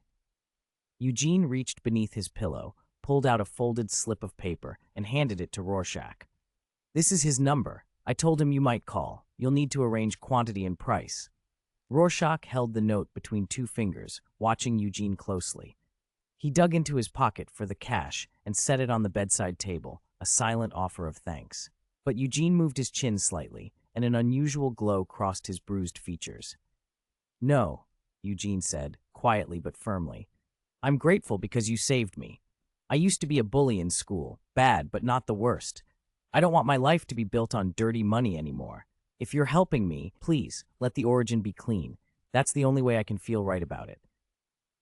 Rorschach frowned for a second, then shrugged and picked the cash back up. He gave Eugene a brief, flat smile. Do what you need to do. Try to be a good man. He turned to leave, then paused and looked back. One more thing. Don't go to Manhattan for at least a year. Brooklyn and Queens are fine, but not Manhattan. Take it or leave it. Eugene watched him go, bewildered and still smiling, as if awakening into a new certainty. Rorschach closed the door behind him. Outside, he paid Eugene's hospital bill and left his number with the ward nurse. He sat on his motorbike in the cold light and unfolded the slip of paper. The phone call connected to a man with a rough, local accent. Aaron Davis? Rorschach asked. Who's this? Eugene sent me, Rorschach said. We talked. They made a short arrangement, a first transaction in 3 days. Aaron quoted wholesale, $250 for a new piece, but Rorschach opted for an older gun at $100. Old guns, Aaron admitted, often carried a history, so-called murder weapons with records. That suited Rorschach fine. The simulator he used wouldn't tolerate working firearms long-term anyway, and used gear was cheaper to source. Deal set, he felt the resource problem ease. He rode home and when night fell, slept with a small, relieved smile. Before bed, he powered up the simulator he'd been waiting to enter. Simulation starting. Current identities available. Katachan Recruit, Krieg Grenadier. Please select your identity now. If you refuse, one will be assigned at random. Identity selection refused. Simulation initializing. You have descended into the Warhammer universe. Time, location, unknown sector, planet Rune V. You arrive on the planet's surface. Snow filled the air in endless drift. The cold cut through the suit, but there was no time to think about it. The roar of an infernal weapon and the desperate whine of lasguns cut across the wind. Turning toward the sound, you see a Chaos Space Marine, towering 2-3 meters tall, clad in blood-red power armor festooned with horns and skulls. He's just ripped a human soldier open and stands drenched in warm, steaming blood, bullets whipping past in a hail that somehow feeds the madness rather than hinders it. You barely had time to curse before the Khorne Berserker, its blood-red helmet tipped with a pair of rabbit ears, locked onto you. The snow around your knees dragged at your legs. You tried to pull free. The Berserker threw down the corpse it had been straddling, raised that terrible chainsaw axe, and charged. You fumbled for a fallen lasgun and pulled the trigger. The beam was hot enough to sear flesh, yet it only nicked the power armor, leaving a few shallow dents. The Berserker closed the distance in 3 strides. The roar of teeth and chain shook your eardrums. The metallic tang of blood hit your nose. Despair settled like frost. You tightened your grip on the trigger, trying to force an overload in the battery. Anything that might take the monster with you, you regretted, absurdly and too late, that you had not offered a prayer to the Emperor before descending into this frozen hell. The chainsaw axe was already less than a meter away. Then, without warning, an orange-red jet of molten metal slammed into the Berserker's power backpack. The melt cut a clean, smoking channel through armor and machinery. The backpack detonated in a violent bloom of flame and shrapnel. The chainsaw axe, a flash from a moment before, was now a collapsing, useless weight. The shockwave threw you backward. You cracked your teeth and coughed blood as stars danced at the edges of your vision. Darkness began to claim you. Before your vision went fully, you made out silhouettes in the snow. About 10 meters away, a half-dozen soldiers popped up through the drift. Their helmets were sealed. Each man wielded an infernal gun that looked like it belonged to the Prince of Hell itself. They fired in a single, execution-deep volley. Every shot struck the Berserker's distinctive rabbit ear helmet, melting it and the skull beneath in an instant. The monstrosity's scream was cut short. You passed out. When you came to, the agony in your guts had vanished. The snow around you was hard-packed into a crude cave. A bearded man in a carapace sat cross-legged, repairing and assembling a purgatory gun, brown beard flecked with crumbs from a ration still clinging to his chin. He looked up only long enough to say in a hoarse voice that it had been your courage that saved you, your willingness to pull the trigger in the face of a Chaos Astartes. You thanked him, then offered the words that came easiest: loyalty to the Emperor. He didn't say much more. He swallowed the food, kept working the gun's feed, and told you, almost brusquely, that you had a choice. Return to the Imperial base, he said, and the 412th Cadian Blitz Regiment, along with all the friendly attentions of the Inquisition, would welcome you. Or take General Stoon's order and march with them into a near-suicidal mission, one where death was a common currency and corn berserkers were only the first course. Greenskins would be your dance partners. Those pointy-eared things in the shadows, if they came, would be the last company you kept, and only if you survived until dawn. You did not hesitate. You accepted the mission. The bearded sergeant frowned. He tried to dissuade you, used the weight of the Inquisition's threats and the Cadian guarantee of safety as inducements. You told him, in vague terms, of where you had come from: Krieg Death Legion, then the Valhalla Ice Legion. When he heard those names, the hesitation in his eyes hardened into something like respect. He chose to believe you. For a heartbeat you letting him read you as a messenger of the Emperor. You followed the sergeant to meet your new squad, 6 men in all. He was the commander. He gave you blood-stained pieces of Cadian camouflage, uniforms from the men who had pledged their loyalties and paid for it with their lives, and a lasgun and 3 frag grenades. When you reached for more, the others laughed. The sergeant explained. The mission timetable was tight. If you were to stay with them, you would be a heavy. You would haul the burdens, carry the extra ammo and gear. Heavy infantry were expected to shoulder the world. You accepted without pride. After all, you thought, you were currency for the Emperor. You owed no preferential treatment. The next day, the Goth clan descended on you. These were big, ugly greenskins, stronger and taller than the average orc, fond of close combat and long-handled bombs. The squad you joined fought with grim, silent efficiency. By the time you had struggled through the bindings and stripped off some of your kit, the melee was over. You lay prone in the snow, drained but alive, as the others cleaned weapons and tended wounds. Curiosity got the better of you. You asked about the squad's true origins. The bearded sergeant offered only a half smile. A younger man stood a little straighter and said with unmistakable pride that they were elite Cadian Blitz, Kashijin. The name was said like a vow. On the 3rd day, snow pressed down on the world like a shroud. The march had been long and hard, the weight of the supplies cut into your shoulders. The others offered to share your load. You refused. They needed to stay sharp. They would be facing worse. You had also discovered something almost as surprising as your survival. The simple fact that sleep repaired you. You slept and woke with bruises eased and muscles unknotted. You named it the Emperor's Blessing. That evening, the sergeant entered your dugout and stopped the small talk. The mission, he said flatly, was to recover an Emperor-class Titan, Dominatus, that had fallen on this planet not long ago. It was one of the Mechanicus's most precious creations, a weapon the Imperium could not afford to lose. Your squad was only one of many sent to the wreck, and more Imperial teams were on the way. You had proven your loyalty over the last few days. The sergeant hoped you would steel yourself accordingly. You would be walking into a grave. The fight would be tragic, terrifying, and necessary. You swallowed. The words did not surprise you so much as they steeled you. In the first week, you adapted to the cold that froze breath into glass. Your body's uncanny recovery kept you moving. The others watched you with a mixture of envy and calculation. You learned, in practical terms, how the Keshin fought, the ways to take on Chaos Astartes, and how to unsettle the Green Tide. If a Khorne berserker came for you, a Melta or hot melt charge aimed at a power pack or the cranial seams was better than trading blows. When facing a horde of greenskins, find and cut down the leader, and the rest would stumble. The tricks were simple but deadly, and you took them in quickly. By the 2nd week, the forest thinned to a vast ice-slick expanse.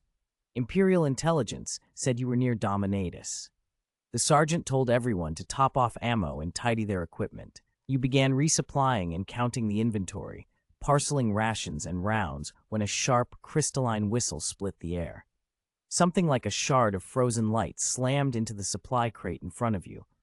It pierced the wood clean through and detonated the stores inside, shredding most of the supplies into a glittering ruin.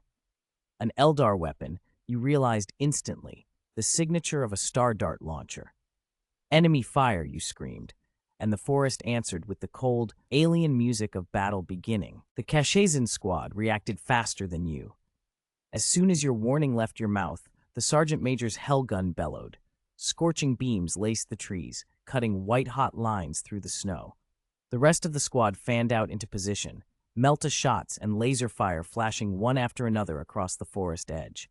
From the shadows, a slender figure in white armor, nearly 2 meters tall, sprang out and danced through the hail of death. Your sight couldn't lock on that lithe, unpredictable silhouette. You fumbled for frag grenades, thumbed the safety off, and prepared to throw them to force the figure into the open. Then the stranger spoke, in the Empire's tongue, halting and accented, but clear enough, and raised a palm in a clear, pleading gesture for a ceasefire. The sergeant major didn't lower his weapon. He barked orders for heightened vigilance instead, wary that more heretics might be concealed in the trees. The white-armored figure kept moving, slipping from tree to tree, forcing himself to shout as he translated into Imperial. It was a misjudgment, he said. He was Eldar, sent by Prophet Taldir to warn the Imperial forces. A terrible alliance had been formed. The green-skinned warlord Gorgas had joined with the Chaos Lord Kroll. Their combined horde, legions of greenskins backed by Khorne berserkers, was massing to strike the Emperor-class Titan Dominatus. The Eldar had come to alert the Empire. Their help was needed. The sergeant major dismissed the claim and increased his firing instead. You seized the moment and threw your frags anyway, but the Eldar melted behind a stand of trees as the explosions thudded and the white shape vanished into shadow. When the firing eased, the sergeant major didn't scold you for acting rashly. He laughed, surprisingly approving, and told you had the makings of a good grenadier. By the third week, you finally reached Dominatus. To say the Emperor-class Titan was colossal would be an understatement. It loomed like a mountain of guns and armor, a walking fortress crowned with hell cannons and towering laser arrays. Teams from across the sector clustered around it, and you were resupplied with food, ammo, and replacement gear. The sergeant major learned over the comm that other squads had seen the Eldar as well. One rescue team had mistaken them for allies and paid dearly for the error. After a short period of repairs, you were given another gift, a set of carapace armor from other Keshizin detachments. Your survival odds just improved, but there was no time to say thank you. The air around Dominatus crackled and roared with laser and hellgun fire. Green-skinned swarms began to pour from the forest, and behind them massive Khorne berserkers revealed themselves like nightmares given muscle. The battle for Dominatus had begun. In the fourth week, the situation turned worse. The Titan's maintenance had been neglected. The mechanical monks, its servitors and tech priests, couldn't appease the machine spirit. Dominatus's void shield would not come up. Only the hell cannons and the laser batteries on its platforms were available. A more powerful plasma annihilation cannon had vaporized a small band of berserkers, but then dropped into cold standby, likely to prevent catastrophic damage to the machine itself. So every supporting force was forced to meet the green tide head-on and keep a ring around Dominatus. Your squad became one of the crucial anchors of that defensive line. To your horror, the Khorne berserkers seemed to single you out. Each time one spotted you, it would roar, abandon the Titan as if it had no effect on them, and sprint for your position with blind, murderous focus. You lived through the first few charges, by luck more than skill, hearts in mouths, barely dragging your feet back to the line as the berserker plowed past. You and the sergeant major devised a brutal plan. Use whatever it was about you that attracted the berserkers as bait. Draw them away from the main front, let them tear through the greenskin formations, and then have the squad aim for the berserkers' heads and power packs. The subsequent explosions would take out scores of orcs along with the berserkers. It became a grim routine on the battlefield. You would leap out of the line, throw a grenade, or fire a flaring burst to draw a berserker out. The madman would cut a swath through the green tide, roaring and ripping up orcs, then charge you. The rest of your team would then pick its weak points with melta and laser fire, head and power pack, until the monster detonated outward, sending corpses and gore across the snow. Shaking with cold and sweat, you'd scramble back to the rear to reload and wait for the next wave. By the 6th week, numbness had set in. Fatigue and the constant terror frayed the plan's edges, and a badly wounded but still living berserker slipped through the lines. It cleaved a swath of casualties behind it, and then, as it fell on you, it let out something like a human word through the shattered remains of its helmet. "Traitor," it rasped, blood and brains spilling from the break in the armor. You didn't have time to puzzle over why it called you that. You raised your hell gun and punched a shot through its head. The first greenskins you'd drawn in that charge were already on top of you. By the 7th week, there was nowhere left to fall back to. The relief teams had been shattered. The remaining forces consolidated on Dominatus's decks and relied on whatever weapons the Titan could still bring to bear. Only 3 of you were left in your squad. The sergeant major had half an arm hacked away by a charging orc, but his jaw was set. He fought on with nothing but iron will and a stub of a hand. You counted supplies and dared to hope the math would save you. It didn't. Ammunition and rations were nearly gone when you pinged for support. General Storn's reply came back as a beat of static, then cold truth. The Eldar had torn up the fragile truce and struck at Imperial positions. Again, the Cadian Blitzkrieg had no reserves left to send. That was his last message. He prayed the Emperor would bless you. You killed the comlink and turned the device face down on the snow. Silence pressed in like a thing. You slung the hell gun over your shoulder and stood in the shadow of Dominatus, looking up at metal the size of a cliff. If the Titan could not be kept by the Lord of Mankind, then no enemy would be allowed to take it. If Dominatus cannot belong to the Lord of Mankind, you murmured, cold as the snow, no force shall have it. You let that thought harden into action and began to make preparations.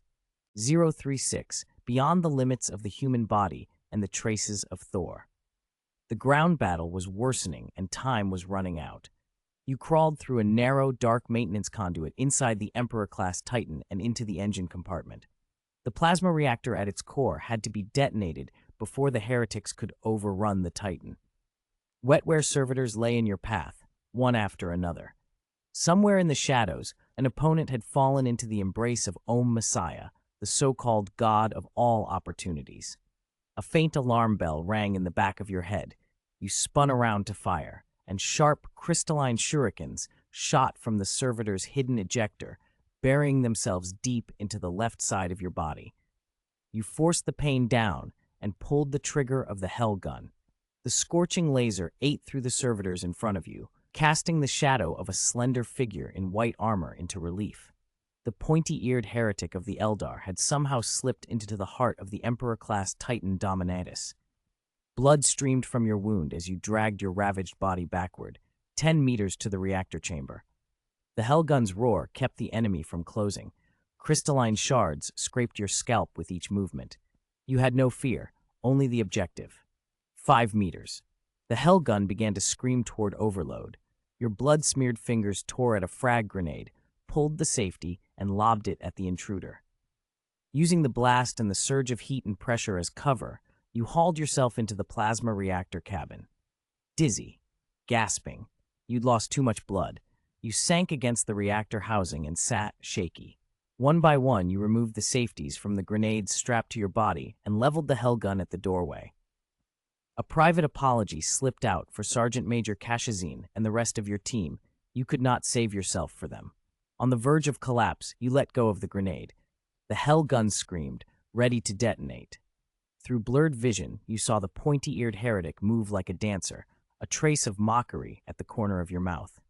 Then the world answered with a single final sound. Boom! A searing explosion swallowed you. Heat and shockwave made one magnificent, terrible motion, and you were vaporized. You are dead. The simulation terminated after 49 days. A list of retainable options appeared. 1. Emperor-class Titan Dominatus, Operation Instructions, full version. 2. Imperial Standard Infantry Ration Set, 1 week. 3. Sergeant Major Keshazin's Combat Experience, 1 month. Simulation time exceeded 24 hours. Simulator loss was not exempted. Cooling time required, 49 hours. Current available cooling reserve, 118 hours. Consume cooling time? No. Simulator enters natural cooling. Cooling may be waived at any time. Rorschach opened his eyes and ended the simulation, lying on the soft bunk. The first reward blinked on the display, Dominatus's operating manual, and his heart lurched. Relief washed over him when he realized it was only the instructions. The simulator wouldn't be that generous. His gaze snagged on the third reward. A small, sharp joy lit his face. Without hesitation, he selected 1 month of Sergeant Major Kashazin's combat experience. The transfer struck like lightning. With his eyes closed, Rorschach felt his bones and muscles convulse as if being reforged. Bone density increased, bone tissue calcified and tempered like molten steel poured into a mold. Muscle fiber tore and rebuilt into compact, powerful masses. Even the skin tightened and hardened to a tougher, denser layer. Ordinary cold weapons suddenly felt like toys by comparison. When the changes stopped, Rorschach measured himself. He stood 0.85 meters tall and tipped the scales at just over 100 kilograms. Power thrummed through him until he could no longer still himself. A pressure along his waist and abdomen made him spring up from the bed and land on the floor with quick, light steps that surprised him. He was certain now. His strength and physical conditioning had surpassed Captain America's. He had pushed beyond what any ordinary human in this world could hope to achieve. Rorschach felt exhilarated. He planted his palms on the edge of the wooden bed and, without straining, lifted the entire frame. The bed clattered back down to the floor with a thunderous crash. As the adrenaline ebbed, a more practical concern resurfaced. He needed a proper, secure base. His current apartment and its cramped basement wouldn't do long-term. Manhattan real estate was brutally expensive. Other boroughs were cheaper, but out of the way, and he only had $2 million left, most of it reserved for simulator fees and daily costs. Funds were thin. He frowned, then pulled out his phone and began searching. A grin widened when an idea occurred to him. New York was a century-old city threaded with miles of tunnels, subway lines, service passages, municipal sewers. If he picked the right spot, he wouldn't have to buy anything. He could move through the city underbelly and live off the grid. Decision made, Rorschach planned to spend the free hours before he obtained firearm resources poring over maps and blueprints to find an underground location that fit his needs. He shut down Chrome and lay back down, his mind still buzzing. Scrolling through the headlines to kill time, he stopped at a trending news item. Tony Stark, Iron Man, was headed back to the Middle East, another round of heroics against terrorists. Another story noted a rash of thunderstorms in New Mexico. He squinted. Thor? A small impish thought slithered in. If Mjolnir were somewhere in New Mexico, what would happen if he tried to lift it? Would Odin smite him through the Rainbow Bridge? Rorschach, the nightmare nicknamed Dr. Beheading, the master of the saw, the killer known as Mr. Rorschach, couldn't help but entertain the daydream for a moment. You crawled into the narrow, dark maintenance tunnel of the Emperor-class Titan Dominatus and pushed on toward the engine room. The mission was simple in theory. Detonate the heart of the machine, the plasma reactor, before the heretics could take the Titan. Every second counted. Wetware servitors loomed in the gloom, one after another. The silent enemy had already fallen into the clutch of something the maintenance logs called the Om Messiah, the god of all opportunities. You felt the hair on your neck prickle, spun, and reached for the trigger. Crystalline shurikens spat from a hidden ejector in a servitor and tore into the left side of your torso. Pain detonated behind your eyes, but you wrenched yourself upright and fired the hell gun. The searing beam shredded servitors by the dozen and threw the shadow back, revealing a small, lithe figure in white armor. The pointy-eared heretic, an Eldar infiltrator, had somehow made it to the Dominatus's core. Blood gushed as you dragged yourself on, 10 meters to the plasma chamber. The Hellgun's roar slowed the heretic's advance, but razor shards scraped your scalp with every breath. Fear dissolved into focus. The only thing that mattered was the reactor. 5 meters. The Hellgun was whining toward overload. You tore a frag from your belt with blood-slick fingers, cleared the safety, and threw. The blast gave you a single, brutal window. You crawled into the reactor room on raw strength and will, dizziness and shallow breaths protesting at each motion.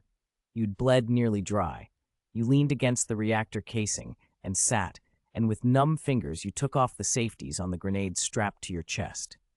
You trained the Hellgun's muzzle toward the hatch and thought, without sound, an apology to your sergeant major and the squad. You were so close, too close to turn back. The Hellgun began its furious pitch toward overload. Through the blur, you watched the Eldar move with balletic confidence, a ghost of amusement at the corner of its thin mouth. You let go of the last grenade. Boom! Flame and pressure swallowed you. The explosion chewed you to nothing. Bone, muscle, and uniform became vapor in a white-orange bloom of heat. You were gone. Simulation terminated. 49 days. A menu flashed. 3 retainable rewards. 1. Emperor-class Titan Dominatus Operation Manual, full version. 2. Empire Standard Infantry Rations, 1 week. 3. 1 month of Sergeant Major Cashizin's combat experience. You blinked, and the real world settled back around you. Lying on the bed, Rorschach let his eyelids hover over the first reward and felt his chest skip, only to deflate when he realized it was just the Dominatus operating manual. The simulator wouldn't be that generous. He relaxed against the pillow. His eyes went to the third option. A small grin creased his face. No hesitation. He selected 1 month of Sergeant Major Cashizin's combat experience. The transfer hit like a hard wind. Muscles and bones reworked themselves from the inside out, bone growth like steel being tempered, muscles tearing and knitting back denser and harder, skin tightening. It was like watching a body being rewritten by some invisible smith. When the surge faded, he could feel the difference in every step. Rorschach stood and measured himself in the mirror. He was 1.85 meters tall and weighed over 100 kilograms. Strength flowed through him like a river finally unblocked. He felt invincible, beyond the limits other people accepted. Stronger than a soldier from an old movie. Stronger, he thought, than Captain America. Grinning, he planted his palms on the bed frame and lifted. The wooden frame came up as if it were a stack of plywood. He set it down with a heavy crash, and the thrill drained to a practical concern. He couldn't live like this. Not here. His apartment basement was cramped and temporary. Manhattan real estate was a joke for anyone on a budget. The simulator funds and daily expenses had eaten into his savings. Only $2 million remained, earmarked for the simulator and upkeep. Not much for a private lair. He paused, thought, and then remembered the city itself. New York's arteries ran underground. Subway tunnels, abandoned passages, municipal sewers. If he picked the right spot, he could have a base that cost nothing and offered perfect concealment and mobility. He sat back down, thumbed his phone to pull up city maps and old schematics, and a faint, satisfied smile tugged at him. He'd spend the downtime before he could get proper weaponry scouting subterranean routes and plotting an underground hideout. Chrome closed. He lay back on the mattress, restless and wired, and scrolled through the news to kill time. The hot trends were ridiculous as always. Tony Stark was back in the Middle East again, another press release hero tour. Another item made him pause. Repeated, violent thunderstorms over New Mexico. Is Thor in town? He wondered. A little spark of mischief flashed in his eyes. If there was any chance of Mjolnir being around, what would happen if he tried to lift it? Would Odin smite me through the Rainbow Bridge? He mused aloud, half laughing to himself. The idea was absurd and irresistible. Rorschach, nicknamed Dr. Beheading, the Sawmaster, the murderer by those who knew his reputation, couldn't help but drift into daydreams of thunder gods and enchanted hammers as he lay awake in the dark. 037. New changes in the simulator. Rorschach was planning to build a secret base. Once again, he had underestimated the labyrinthine legacy of a century-old New York. Online, there was only scant, fragmentary information about the city's underground passages, no up-to-date, detailed maps. To get anything more useful, he had to apply for records at the New York Public Library, so he went to the library to keep digging. He posed as an architecture student working on a thesis. The librarian who helped him was young and pretty, white, with braided hair, freckles, and a soft, curvy figure. From the moment he walked through the door, she took his thick forearm and asked questions with a curious, intent look. When he explained his purpose, she even led him personally down to the library basement. Rorschach, unaccustomed to this kind of attention, felt awkward. The girl's bright eyes kept flicking to the bulging muscles straining at his clothes. She had an almost predatory charm, like a succubus peering at her prey, and Rorschach did his best to look cold and unapproachable. He was better at killing heretics and cutting through chaos than handling flirtation. The librarian, Felicia, didn't press him. After she showed him the room with the archives, she hesitated and asked if she could have his number. Rorschach paused, uncomfortable, and instead gave her his Twitter handle, a small concession that still kept him at arm's length. In his own mind, he fancied himself gentle and delicate, despite the nickname the Beheading Doctor. It wasn't until he turned and descended alone into the basement stacks that he let out a low groan at the sight before him. "I hate archive maps," he muttered. Hours later, after he'd combed through aging boxes and brittle folders, he managed to find some underground drawings from the 1990s. Anything newer would take far more effort. Rorschach, still physically capable but tired of paperwork, sighed, and then a thought crept in. Maybe he should trade some effort for charm. Take Felicia out to dinner, a candlelit meal, win her favor so she would help him more. He hesitated over the idea, then dropped it. He was not built for the give and take of social graces. New York, Queens. Rorschach faced the spring breeze and threaded his way through a crowded, noisy neighborhood on his beloved little scooter. Little Sheep, always parked a block away from wherever he needed to be. He was on his way to a first, law-abiding gun transaction. No killing, just a commercial exchange. Aaron Davis had picked the spot, and though Rorschach was wary, he appreciated the caution. Still, he brought the plasma pistol along, ritually tended, an object he'd treated with a quiet ceremony. Even if he could crush a man's skull with one hand now, his mentor Sawman had taught him not to relish gruesome ends. If something had to be made extinct, better to make it clean and level for everyone at once. He locked the scooter and straightened up. Nearby, a young boy out with his aunt glanced at him with wide eyes and adoration. "Wow, you're huge, Auntie! I'm going to grow up big like him," the boy gushed. The woman with him, dark-haired and apologetic, offered Rorschach a quick smile. Rorschach nodded, then crouched a little and said to the boy in a gruff but gentle way, "Work hard, eat well, exercise, and study, then you'll be a giant." He gave the woman another small nod and started to walk away. As they moved off, the woman teased the boy. "Peter, did you hear that? Picky eaters don't grow up healthy." The boy wrinkled his nose and muttered, "Your cooking's terrible." "Peter Parker," the woman scolded. "Oh, I mean it's the best. I'm not picky. I'll be a giant, I promise," he corrected, and they disappeared into the stream of pedestrians. Rorschach made his way to the rendezvous, a closed shop called Wandering in a quiet block. He glanced around, then knocked on the metal shutter with an uneven rhythm. Almost immediately his phone buzzed. Back door. He went to the rear entrance, and before he could knock, the rusted door slid open. A wary young black man peered out, scanned the street, then motioned him in. "Come on, friend." Inside, the light was dim and dust hung in the air. Wooden crates were stacked haphazardly, and a handful of guns flashed coldly from the open boxes. "Only you?" asked the man. Rorschach squinted and returned the question. "You not worried I'll take advantage?" The man, Aaron, answered with a rapid patter that had a casual rhythm to it.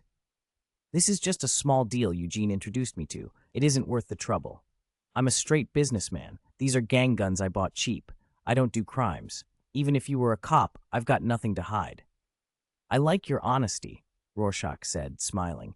He withdrew 3 thick bundles of cash from inside his jacket and pushed them across.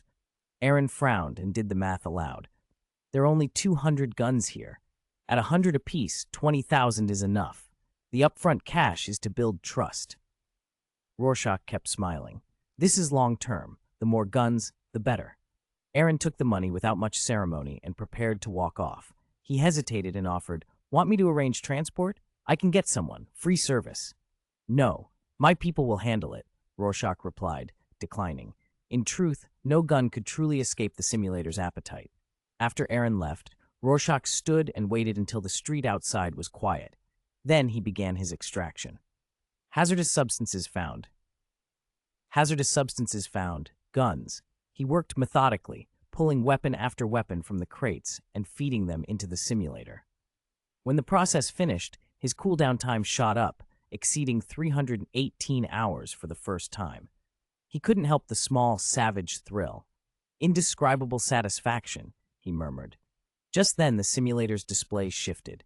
The clean lines and familiar prompts flickered, and a new message rolled into view.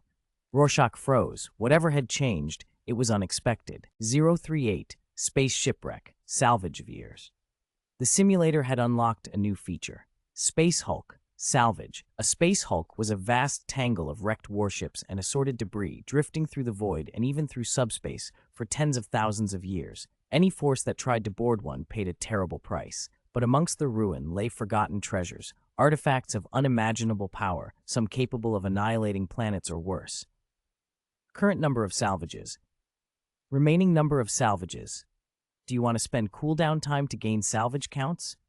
Rate, 1 hour cooldown equals 1 salvage. Luoxia, known online as Rorschach, stilled and frowned as he read the description. The simulator was getting stingy, he thought. Charging cooldown time like a gacha system? No guarantees, no pity timer. Rorschach was certain this new feature was just another way to squeeze resources out of players. If he ever had plenty of resources, maybe he'd try it. Not now. The cooldown could be put to better use, running more simulations, building the base.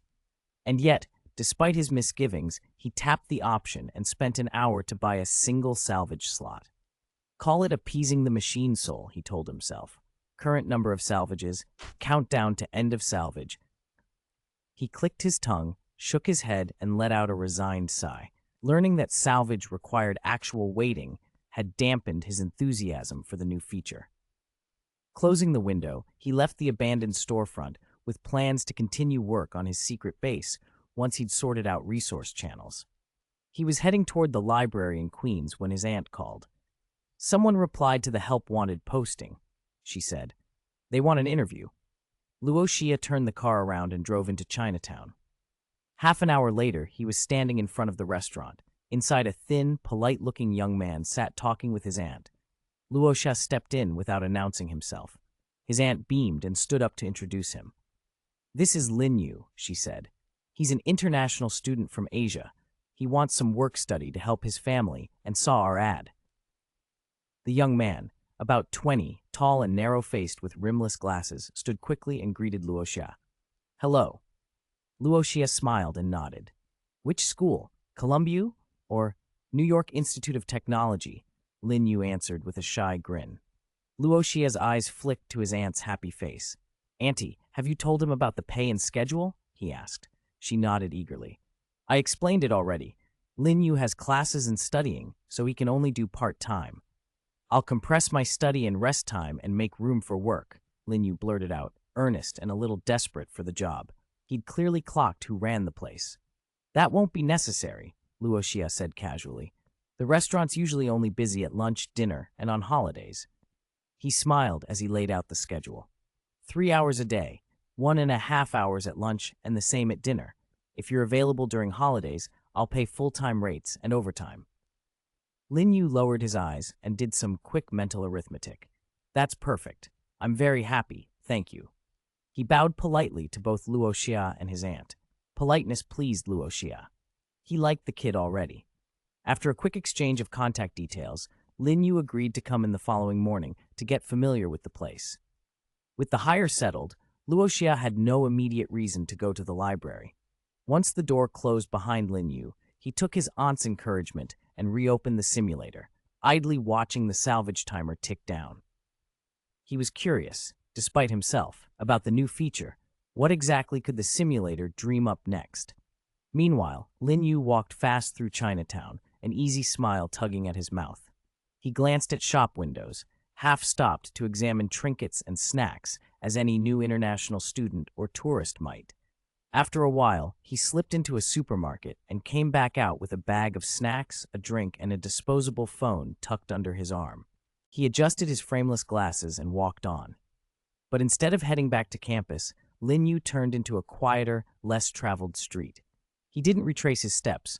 He seemed to be savoring the thrill of wandering somewhere unfamiliar. When he reached a narrow, desolate alley, his demeanor changed completely. The shy student vanished. In his place stood someone calm, trained, like a blade newly forged and cooled in battle. He pulled the disposable phone from his pocket, thumbed through the keypad with practiced motions, and tapped a series of numbers. 10 seconds later, A familiar voice answered through a hidden line. Secure line connected. Number 1 is online. It's me, reporting in, Lin Yu said in his native dialect. A low, middle-aged voice. Mr. Zheng's came back. Be careful what you say and do. Protect the target's family if necessary, even at the cost of your life.